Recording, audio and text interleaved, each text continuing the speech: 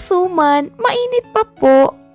Patuloy na sigaw ni Talia habang dahan-dahan na naglalakad para ilako ang paninda niyang suman. Alas 7 pa lang ay umalis na siya sa bahay para maagang mailako ang kanyang mga paninda. Maaga kasi siyang nagigising at maaga niyang niluluto ang suman para mapalitan ng pera o di kaya'y kaunting bigas. Nagpapasalamat naman ang dalaga dahil hindi pa nangyayari na walang bumibili sa kanya. Dahil araw-araw ay malalaki rin ang kinikita niya o minsan na may nauubos talaga ang kanyang paninda. At habang naglalakad pa rin at sinisigaw ang kanyang paninda, ay doon na nabaling ang atensyon niya sa isang lalaki na nasa mailalim lamang ng mangga nakaupo. Kalong-kalong ang anak nitong parang wala pang 1 taon. Magandang araw. Ngiti niyang bati sa lalaki nang makalapit na siya dito. Nabigla man pero ngumiti na rin pabalik si Nell sa dalaga. Bakit dito kayo nakapwesto? Maya-maya ay mainit na dito, banda. Baka mainitan pa ang baby mo. Wala na kasi akong ibang pwedeng mapagpwestuhan eh.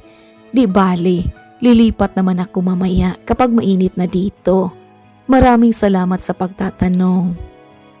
Sa muli ay ngumiti lamang si Talia at agad tinitigan ang malaanghel na sanggol na nooy payapang-payapa na natutulog sa bisig ng kanyang ama. Naku, ang gwapo naman ng baby mo.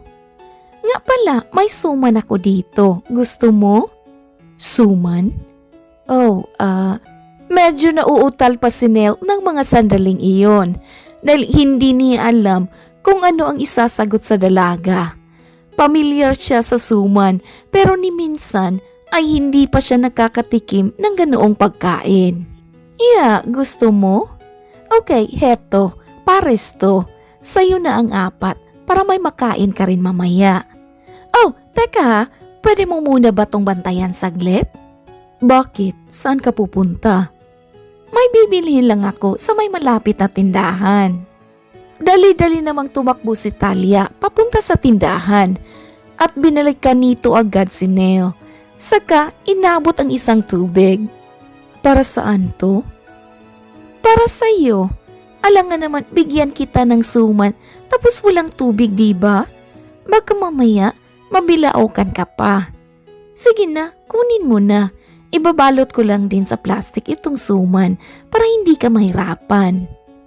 Pero wala ka pa yatang benta eh. Ano ka ba? Okay lang yan. Sabi nga sa akin dati ni Lola at Mama, mas okay nang maaga akong makatulong sa kapwa para maaga din ang biyaya mula sa taas. Tsaka mula sa kaibuturan to ng aking puso ha, kaya tanggapin mo. Wala nang nagawa pa si Nell, kundi ang matamis na mapangiti dito. Salamat. Ako nga pala si Nell. Talia, ako si Talia. O sige, maiwan ko na kayo ni baby dito ha, at ilalako ko pa itong mga paninda ko. Kahit nasa malayo na ang dalaga, ay nakatitig pa rin si Nell dito.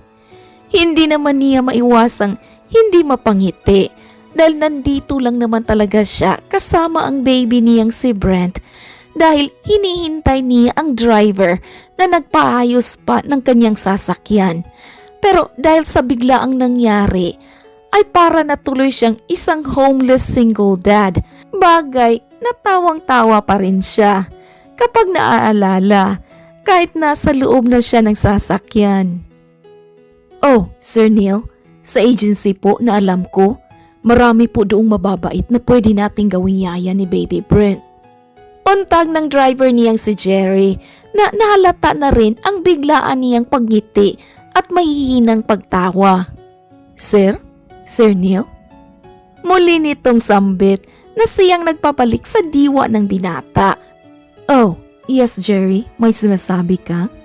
Saglit pang napakamot sa kanyang ulo si Jerry saka nagsalita.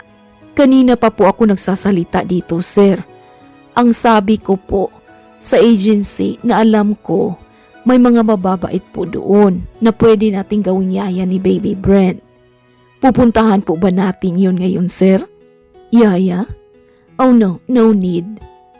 Oh, no need po? Akala ko ba, sir, iyan po ang pakay natin sa pag-alis natin ngayon. Oh no, hindi na kailangan, Jerry, dahil mukhang may nakikita na kung pwedeng maging ina ni Brent. Ay, akala ko po, yaya lang ang hanap mo, sir. Mami na pala ni Brent? Tukso pa nito sa amo. Kanina kasi, habang hinihintay ka namin ni Brent na bumalik, nilapitan ako ng isang dalaga. Naglalako siya ng suman at ibinigay niya sa akin ng libre ang 2 pares ng suman na sinamahan pa niya ng tubig. It's funny kasi wala pa siyang benta pero nagawa niya pa rin akong bigyan ng paninda niya. And another funny thing is, inaakala niya siguro na homeless single dad ako dahil kitang-kita ko sa mukha niya ang pagkaawa niya sa amin ni Brent. Talaga, sir? Naku, tiyak masarap po ang tinda niya. Paborito ko pa naman ang suman. Ay, namimiss ko na kasi iyan sa probensya eh. Pwede po bang makihingi, sir? Oh yeah, of course, sa'yo na itong isa. Hindi rin naman ako mahilig dito eh, at never pa akong nakatikim nito. Here. Kitang-kita pa ni Nell kung paano iyon kinain ng driver at kung paano ito nasarapan sa suman. Masarap ba? Ay, oo sir, sobrang sarap sir. Tikman niyo po. Sa kuryosidad nga'y, iyon naman agad ang ginawa ng binata. At nang sandaling malasahan niya iyon, ay doon niya na lamang mas masarap pa ito sa mamahaling dessert na lagi niyang kinakain sa mamahaling restaurant. Oh yeah, masarap nga. Oh my. Jerry, pwede bang akin na lang yung kapares ng suman na kinain mo? Ano? Sir naman, ibinigay niyo na to sa akin eh. Ibibili na lang kita ng burger, whatever you want. Nox! Okay, ikaw ang may sabi niyan sir ha. Kakapit ako dyan. Masayang saad pa ni Jerry. Pagdating sa mansyon ay dumiretso na si Nell sa loob. Sinalubong naman siya ni Manang Cresta para kuhanin at painumin ng gatas si Brent. Nakahanap ka na ba ng yaya para dito kay Brent iho? Wala Manang. Pero may nakilala akong babae ngayon na fit maging mami ni Brent. She's pure and kind-hearted. Binigyan niya pa ako ng food kahit walang-wala siya. You know what? Hindi siya kagaya ng ibang babae. Ramdam ko rin ang sinseridad sa tono ng boses niya kanina. Kaya alam kong mabait siyang tao. I can't forget her name too. Napakaganda katulad niya. Talia ang name niya. Ihim? Sa tono pa lang ng pagkukwento mo ngayon iho, ay halatang na love at first sight ka sa babaeng yan. May tiwala naman ako sa iyo. Ngayong maski ako ay nalulungkot din kapag naiisip kong walang kikilalaning mami si Brent. Pero ang tanong, papayag kaya si Cheska? Ang tinutukoy nito'y ang dating nobya ni Nell na siyang tunay na ina ni Brent. Nakipaghiwalay siya dito dahil iniwan ni Cheska ang kanyang mag-ama alang-alang sa pangarap niyang maging isang international host sa ibang bansa. Ngunit maagang natapos ang karera niya doon, kaya nang bumalik siya sa Pilipinas ay hindi na siya tinanggap pa ni Nell. At bakit naman hindi Manang? Wala siyang karapatan sa mga desisyon ko sa buhay. At kung gustuhin ko mang magkanobya at magpakasal ay wala na siya doon. Pero paano si Brent? Kahit sa korte ay garantisadong sa ina mapupunta ang bata. Pwede niyang gawing alas si Brent laban sa iyo. Irresponsable siyang ina Manang at papatunayan ko iyan sa korte. Ipaglalaban ko ang anak ko. Wala naman talaga siyang ibang iniisip kundi ang sarili niya lang eh. Makapal na talaga ang muka niya kapag ginawa niya yun. Well, kung sa bagay, may laban ka naman doon iho. Huwag kang mag-alala, nandito lang ako sa likod mo. Pero anong plano mo sa Talia na nakilala mo kanina? You know what, Manang? Ang alam niya ay isa akong homeless single dad. Awang-awa nga siya sa akin kanina lalong-lalo na kay Brent. Kaya siguro niya ako binigyan ng pagkain. Kaya bukas, babalik kami doon sa kung saan kami pumwesto kanina at paninindigan ko na ang pagiging homeless ko para malaman ko kung sincero nga ba siya. What? Ikaw talaga iho? Ang pilyo mo talaga. O siya sige, ikaw ang bahala dyan sa naiisip mo. Papahirapan mo pa talaga ang sarili mo para lang sa isang babae? Tawa pa ng matanda na siyang ikinatawa na rin ni Neil. Kinabukasan nga'y bumalik si Neil sa kung saan siya pumwesto kahapon kasama si Brent. Ilang oras din niyang hinintay si Talia hanggang sa makita niya na nga ito. Nagkasalubong pa saglit ang kanilang mga mata kaya nakangiting lumapit ang dalaga sa kanya. Dito pa rin kayo pumwesto? Oh, hi baby! Ngiti ng dalaga sa dalawa. Ilang segundo na namang natamimi si Neil dahil habang patagal ng patagal ang pagtitig niya sa mukha ni Talia ay perpektong-perpekto ito. Sa madaling sabi, sobrang ganda. Natagalan ka yata ngayon. Yeah, matagal akong nagising ngayon Ang sakit kasi ng buong katawan ko. Ayaw ko pa nga sanang maglako. Kaso sayang naman ang kikitain ko ngayong araw. Oh, ganoon ba? Sana nagpahinga ka na lang. Naku, bawal magpahinga sa aming mahihirap. Ika nga nila, hanggat kaya mo pang magtrabaho, go! Araw-araw kasi tayong kumakain at araw-araw tayong naglalabas ng pera.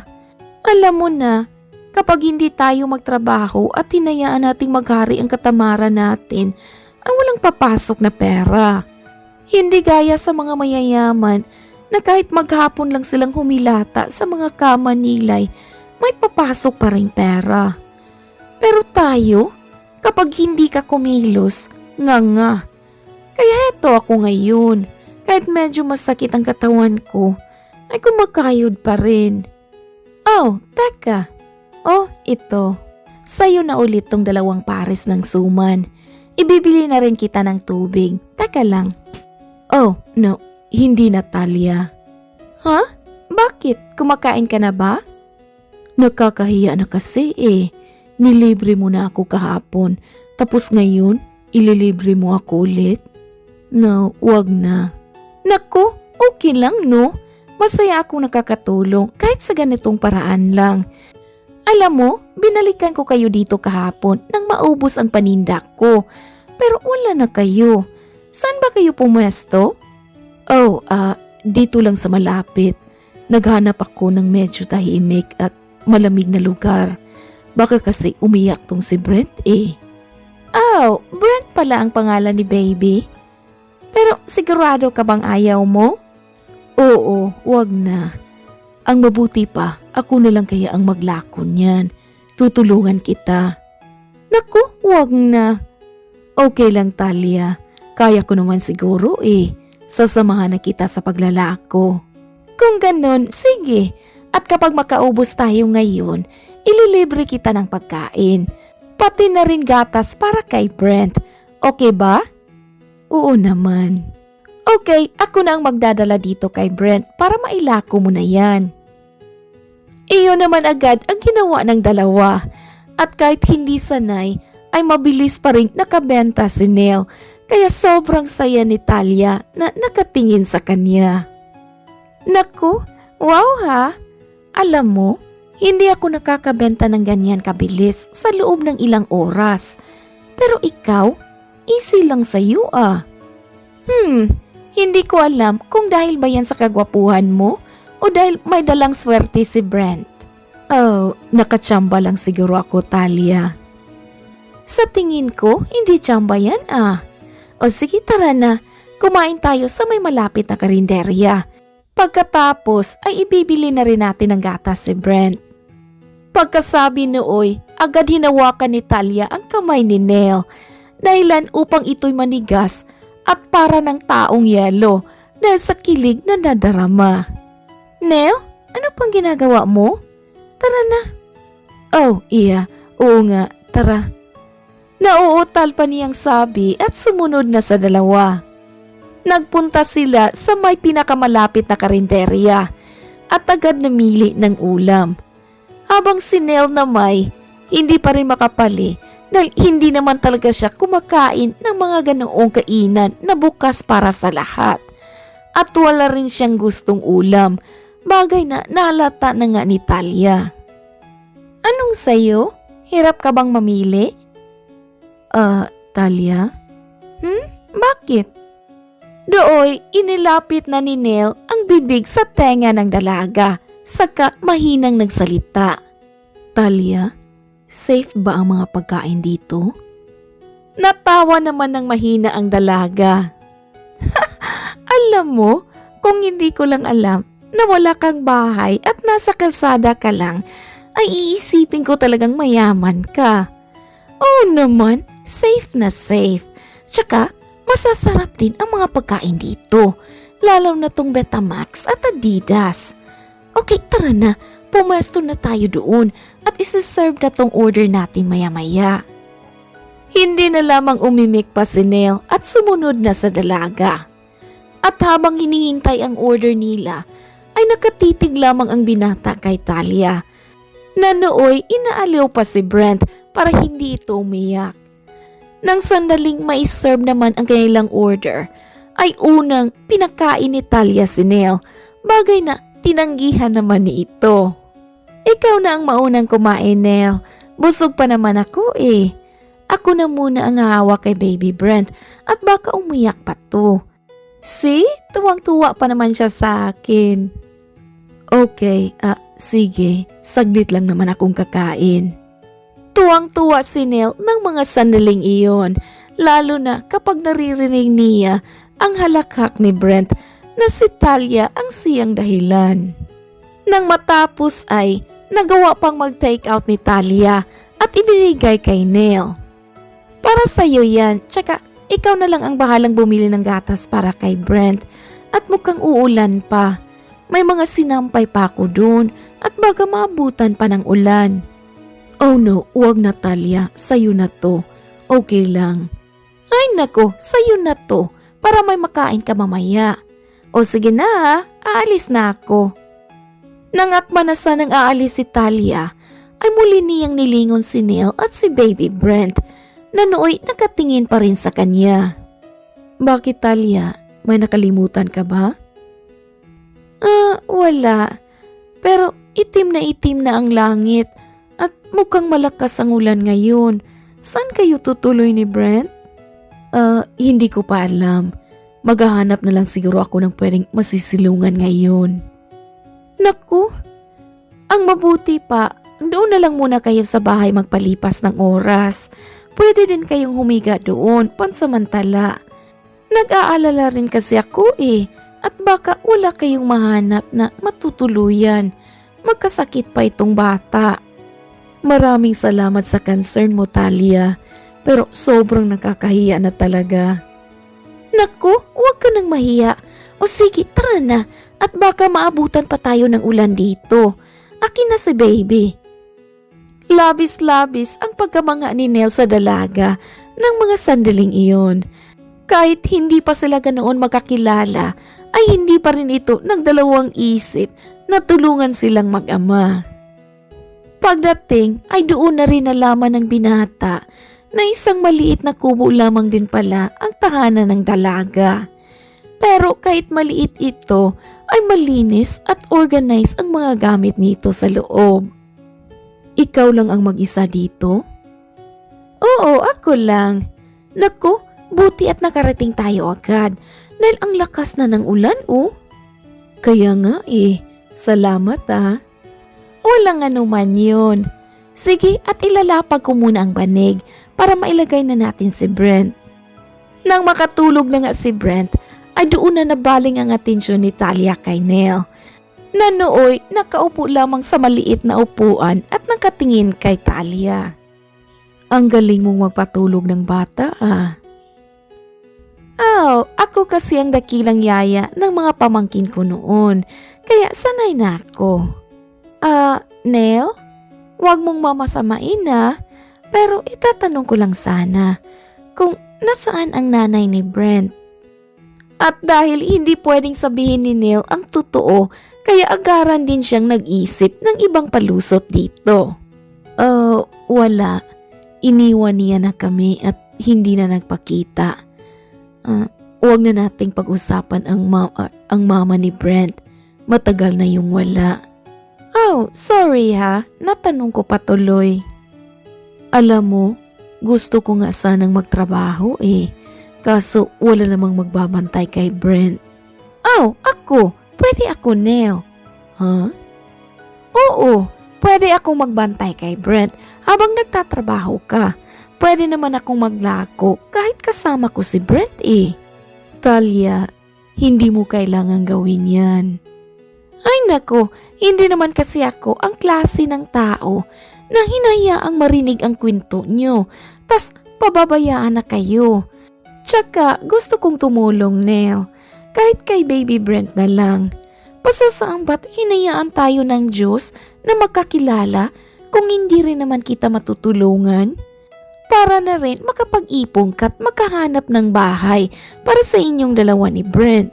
Grabe, ang bait-bait mo. Hayaan mo't gaganti din ako sa iyo kapag nakaluwag-luwag na ako. Huwag mo munang isipin ang ganting-ganting yan. Ang isipin mo, makakapag-ipon ka para sa inyo ng anak mo. Dahil nga sa sinabing iyon ni Talia, ay mas lalong humanga si Neil sa kanya at mas lalo pang lumalim ang pagkagusto niya dito. Tuwing umaga ay maagang umalis si Neil para maghanap ng trabaho. Pero ang totoo'y nasa labas lamang ng baryo ang kotse niya na minamaneho ng driver niyang si Jerry para doon tumambay. Dooy nakikita niya pa si Talia na karga-karga si Baby Brent habang naglalako ng suman. Minsay, hindi na rin naglalako pa ang dalaga, lalo na kapag hindi natigil sa pag-iyak si Brent at maghapon lamang itong nagbabantay. Bagay na nasaksihan talaga ng dalawang mata ni Neil. Naku, ibang klase din yung babaeng yan, sir, no? Ang bait. Ni hindi nga pinagbuhatan ng kamay si Brent kahit wala ka. Saan pa ni Jerry sa amo? Kaya nga Jerry ibang-iba siya sa mga babaeng nakilala ko at ibang-iba din siya kay Cheska. Naku, kay Ma'am Cheska, sir, talagang malaki ang pinagkaiba. Ugali at ganda pa lang, ibang-iba na Mas maganda pa nga iyang si Talia kahit walang makeup Si Ma'am Cheska, ilang layers na ang makeup noon pero wala pa rin pinagbago. Alam mo sir, kung ako sa'yo, liligawan ko na si Talia. Rare na ang mga babaeng ganyan. Ibig mong sabihin, sasabihin ko rin sa kanya ang totoo? Ay, natural. Kailangan niya ng malaman habang maaga pa, sir. Baka kasi kapag pinatagal mo pa, ay magalit siya sa iyo. Sabihin mo na kung sino ka talaga at tingnan mo kung ano ang magiging reaksyon niya kapag nalaman niyang hindi ka homeless single dad. Nang mga sandaling iyon, ay buo na ang desisyon ni Neil na sabihin na dito ang totoo. At kahit nga hindi niya alam kung saan siya magsisimula, ay porsigido na siyang sabihin kung sino nga ba siya. Gabi na nang magpasya siyang lumabas ng sasakyan at puntahan si Talia. Oh, nandyan ka na pala. Ginabi ka yata ngayon? Oh, nakatulog na tuloy si Baby Brent. Hindi mo na naabutan. Talia, maraming salamat at inalagaan mo ng maayos ang anak ko. Kahit wala ka namang responsibilidad sa amin, umaski sa kanya. Naku, hanggang kailan ka pa ba magpapasalamat? Okay lang sabi yun. Pero Talia, magagalit ka kaya kung may malaman ka sa akin? Malalaman? Ano yun? Actually, hindi ako to. Huh? Anong hindi ikaw? Pwede ba, Neil? Diretsahan mo na lang ako? Ano bang gusto mong sabihin? Doon na nga, isa-isang sinabi ni Neil ang lahat-lahat sa dalaga na siyang ikinalaki ng dalawang mata ni Talia. Hindi naman agad nakapagsalita ang dalaga at nahagod pa ang sariling ulo dahil sa nalaman. Diyos ko naman, Neo. Kung ganoon, ako pala ang dapat na mahiya sa'yo. Pinakain kita ng putso-putso na pagkain sa karinderya. Pinahiga kita dito sa upuan na gawa sa kawayan. Hinayaan pa kitang maglako ng suman. Nahihiya pang wika ni Talia dito. Ano ka ba? Bakit ka naman mahihiya, Aber? Hindi mo dapat ikahiya ang buhay mo ngayon. Dahil unang-una, salat ka man sa pera. May ginantuang puso ka naman. Kahit nga hindi mo ako kilala, kami ni Brent, pero hindi ka pa rin nag-alinlangan na tulungan kami. Habang nasa loob ako ng kotse at pinagmamasdan kita na pinapatahan mo ang anak ko, nagkaroon lang ako ng dagdag rason para mas magustuhan ka pa. Napaka-pure at sincere mo, Talia. And I guess you deserve more than this. Pinatuloy mo ako, kami, at minahal mo si Brent na parabang ikaw ang ina niya. Mas better ka pa nga sa real mom niya kasi yun selfish. Teka, so hindi rin totoo na iniwan kayo ng mami ni Brent? Totoo, pero iba ang kwento. Nang ipagbuntis niya si Brent, saktong may pumasok na opportunity noon sa kanya. Kaso, bawal na siya doon dahil nga buntis siya. So, she insisted na ilaglag si Brent na hindi rin niya napagtagumpayan. Ever since dinadala niya ang anak namin, ang dami niyang ginagawang bawal at hindi ko naramdaman na minahal niya si Brent. That's why pinatira ko siya sa place ko at hindi ako nakapagtrabaho noon dahil gusto ko siyang mabantayan at baka ano pa ang gawin niya sa anak namin. Nang isilang niya si Brent, hindi ko siya nakita na naging masaya. Nagsama kami pero balik siya sa dati niyang ginagawa. Party doon, party dito.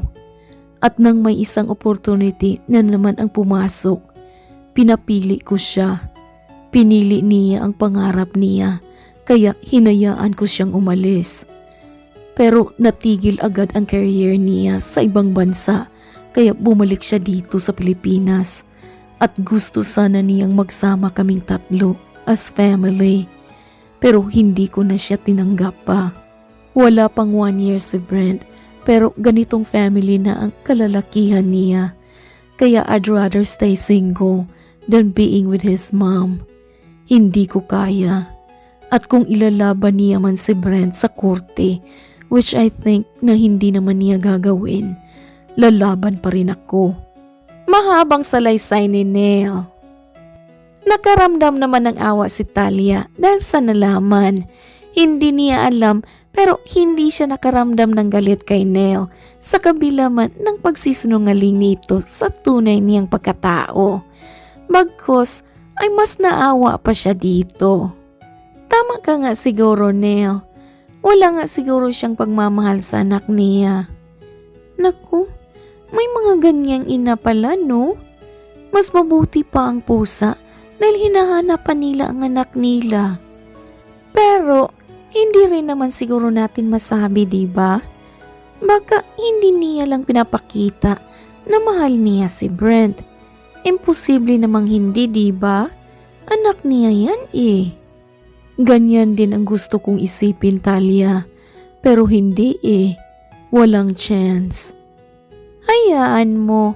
Kahit naman hindi mahal si Brent ng mami niya, mahal na mahal mo naman siya Sapat na yun. Oo naman, at mahal mo rin siya. Masaya ako na mahal din siya ng babaeng gusto ko. At ikaw yun. Talia, gusto kita.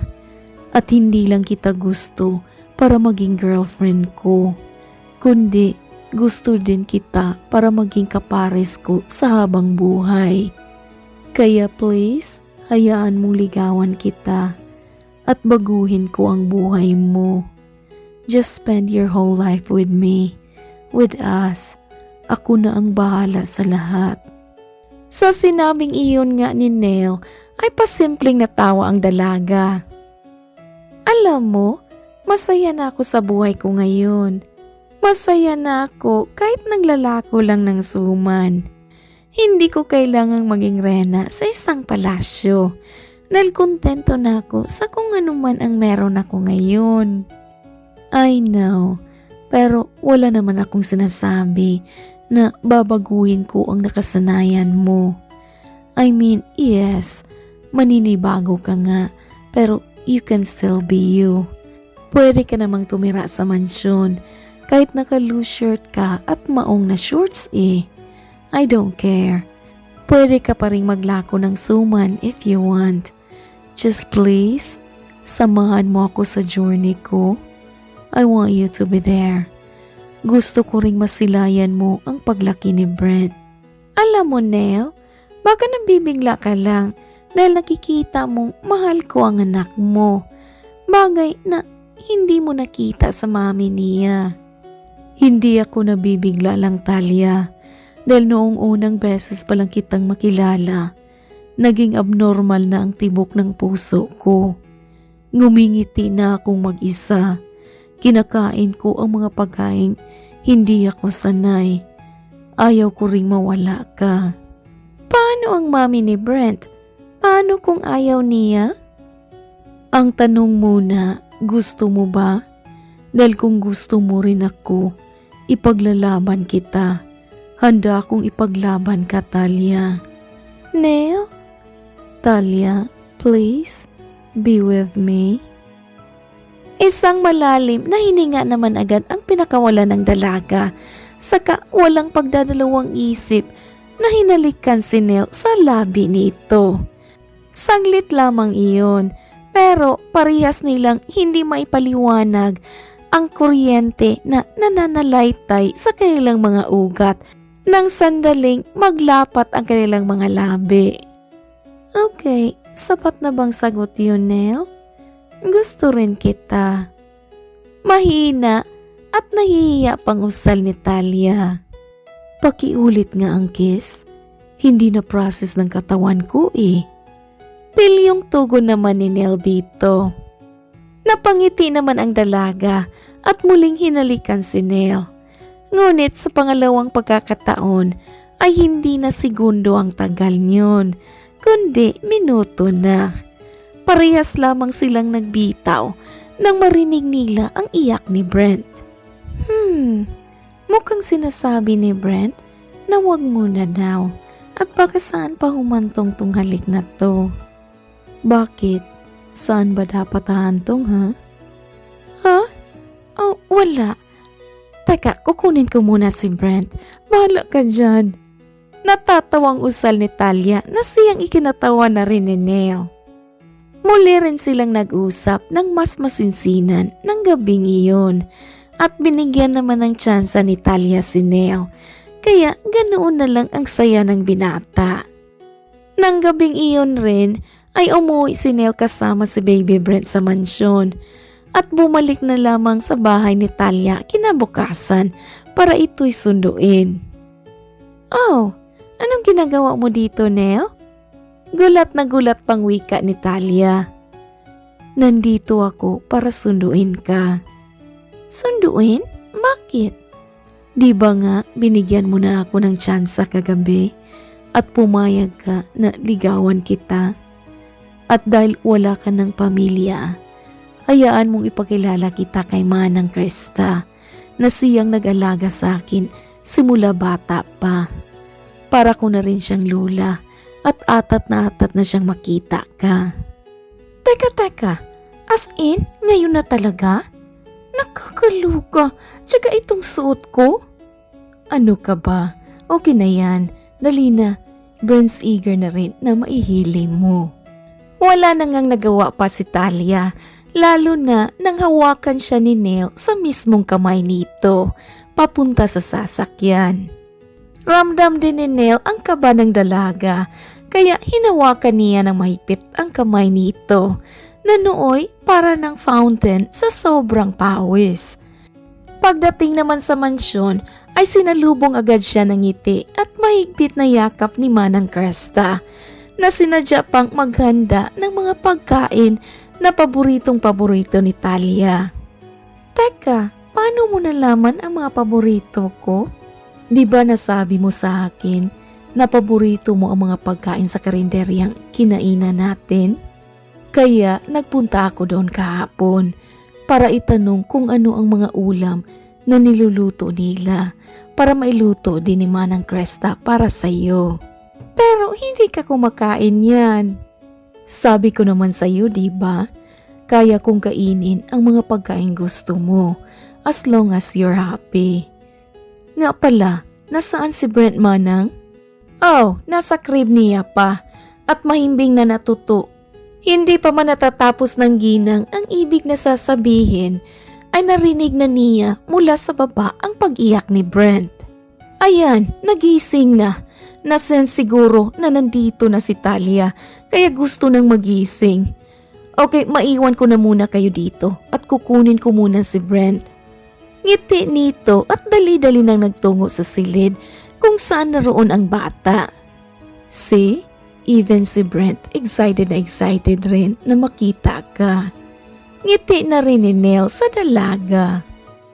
Nagsalo-salo na nga sila sa pagkain at nang matapos ay kinarga naman muna ni Talia si Brent at nagpa siyang lumabas muna. Natigil naman siya saglit nang makita ang pagpasok ng isang magandang babae na nakataas pa ang kanang kilay na nakatingin sa kanya. "Oh, are you the new yaya?" Tanong agad nito sa kanya. At hindi pa man nakakasagot si Talia ay lumabas na si Manang Cresta kasunod si Nell na agarang nawala ang mga ngiti sa kanilang mga labi. "Nell, siya ba ang bagong yaya ni Brent?" "Cheska, what are you doing here?" May diin sa tono ng boses ni Nell kaya doon pa lang ay parang alam na ni Talia kung sino ang babaeng naroon. Walang iba kundi ang ina ni Brent. "Oh, I'm here for my son and for you." "You're right. Kung sa akin ay maniniwala pa ako. Pero para kay Brent, impossible, Cheska." Ay nako, kaya siguro umiyak si Brent kanina ay nasense niyang may dilubyo na darating. Saad naman ni Manang Cresta na mas lalong ikinataas ng kilay ni Cheska. "Excuse me, what did you say?" "Ay, wala po, Cheska." "Brent, halika na. Iha, Talia, tara na muna sa loob." "Manang, just take Brent sa loob. Iwanan mo si Talia dito." Utos pa ni Nell na agad rin namang sinunod ng ginang. "Umalis ka na, Cheska. You're not welcome here." "What? Hindi na ba welcome ang mommy ni Brent dito? How come?" "Seriously, mommy? Hindi ka naman nagpakaina kay Brent At itong babaeng kaharap mo, she's Talia and she's my girlfriend. Mas nagpakananay pa siya kay Brent kesa sa'yo." "What? What do you mean girlfriend?" Doon nga'y agad hinila ni Nell si Talia at walang pagdadalawang isip na hinalikan sa mismong harapan ni Cheska. Nanlaki naman ang dalawang mata ni Cheska na parang hindi makapaniwala sa nakikita. "How dare you, Nell? How dare you? Umalis ka na. At kahit magharap pa tayo sa korte, hindi ako natatakot. Ipaglalaban ko ang anak ko at sisiguraduhin kong sa akin mapupunta si Brent dahil marami ang saksi sa pagiging walang kwentang ina mo." "Talaga? O sige, magharap tayo sa korte." Matapang pang saad nito saka umalis. Ilang araw din mula noon ay hinintay pa nila kung may darating bang appeal mula kay Cheska. Pero walang dumating. Nagpunta naman ang abogado ni Nell sa mansyon at doon na nila nalaman na nasa abroad na si Cheska At mukhang wala na itong balak pang magpadala ng reklamo dahil simula't simula ay wala naman itong pakialam kay Brent.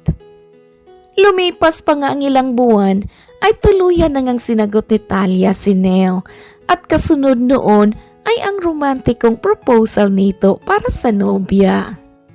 Hindi na natin dapat patagalin pa ang lahat, love. I want you to be mine forever. Pero kung hindi ka pa handa, ay, love, handang-handa na ako. Gustong-gusto ko na rin na maging asawa mo at maging ina ni Brent. Kahit hindi man siya sa akin ang galing, mamahalin ko siya gaya ng pagmamahal ko sa iyo. At oo, gusto rin kitang makasama habang buhay. Yes, yes. Paulit-ulit na sigaw ni Nell at niyakap ang nobya. Parehas lamang silang lumilipad sa sobrang saya at kilig ng mga sandaling iyon. At patungkol sa kasal nila'y, ginawa lamang nila iyong sample at open para sa lahat, lalong-lalo na sa mga kapitbahay at sa mga naging suki at kaibigan ni Talia noong siya'y naglalako pa ng suman. Ngayon, mas naging masaya pa ang dalawa bilang mag-asawa. Wala pa din silang planong gawing kuya si Brent dahil i-enjoy muna nila ang pagiging baby nito. Pero kung bibigyan man sila ng maagang blessing galing sa taas, ay taos puso pa rin nilang iyong tatanggapin. The end. Alright mga kakulay, what a beautiful story. Ang ganda. Ay nako, mapasana all na naman tayo. OMG. Okay mga kaibigan o mga kakulay, if you enjoy, please like, comment, share, and subscribe. Thank you to my co-author, Regine. Thank you all my subscribers and listeners. This is Ethel McMenamin saying, bawat buhay ay may kulay. Thank you and take care. Dagan kayong salamat. See you sa next story.